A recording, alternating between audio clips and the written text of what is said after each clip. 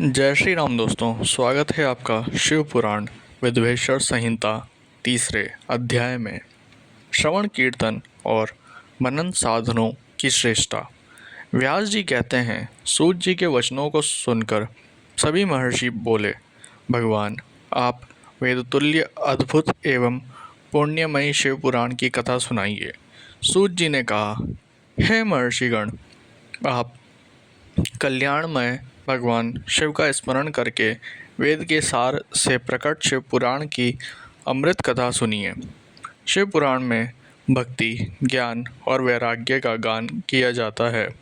जब सृष्टि आरंभ हुई तो 6 कुलों के महर्षि आपस में वाद विवाद करने लगे कि अमुक वस्तु उत्कृष्ट है, अमुक नहीं।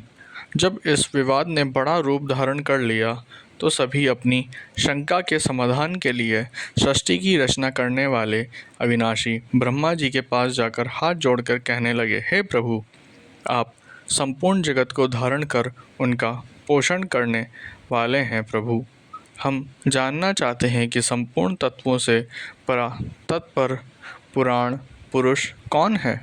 ब्रह्मा जी ने कहा, ब्रह्मा, विष्णु, रुद्र और इंद्र आदि से युक्त संपूर्ण जगत समस्त भूतों एवं इंद्रियों के साथ पहले प्रकट हुआ है। वे देव महादेव ही सर्वज्ञ और संपूर्ण हैं। भक्ति से ही इनका साक्षात्कार होता है, दूसरे किसी उपाय से इनका दर्शन नहीं होता। भगवान शिव में अटूट भक्ति मनुष्य को संसार बंधन से मुक्ति दिलाती है। भक्ति से उन्हें देवता का कृपा प्रसाद प्राप्त होता है।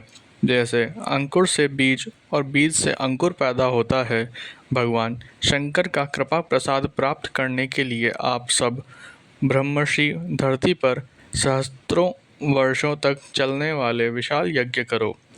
यज्ञपति भगवान शिव की कृपा से ही विद्या के सारत्व साध्य साधन का ज्ञान प्राप्त होता है। शिवपद की प्राप्ति साध्य और उनकी सेवा ही साधन है तथा जो मनुष्य बिना किसी फल की कामना किए उनकी भक्ति में डूबे रहते हैं वही साधक हैं। कर्म के अनुष्ठान से प्राप्त फल को भगवान शिव के श्री चरणों में समर्पित करना ही परमेश्वर की प्राप्ति का उपाय है तथा यही मोक्ष प्राप्ति का एकमात्र साधन है। साक्षात महेश्वर ने ही भक्ति के साधनों का प्रतिपादन किया। कान से भगवान के नाम, गुण और लीलाओं का श्रवण, वाणी द्वारा उनका कीर्तन तथा मन में उनका मनन शिवपद की प्राप्ति के महान साधन है तथा इन साधनों से ही संपूर्ण मनोरथों की सिद्धि होती है।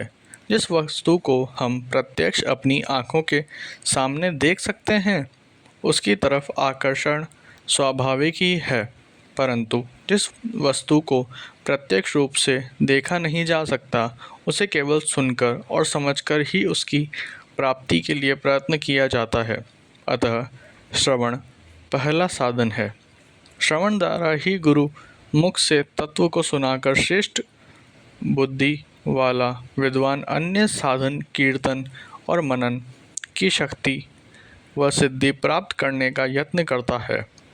मनन के बाद इस साधन की साधना करते रहने से धीरे धीरे भगवान शिव का संयोग प्राप्त होता है और लौकिक आनंद की प्राप्ति होती है।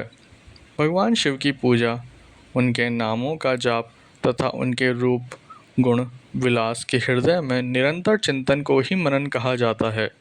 महेश्वर की कृपा दृष्टि से उपलब्ध इस साधन को ही प्रमुख साधन कहा जाता है।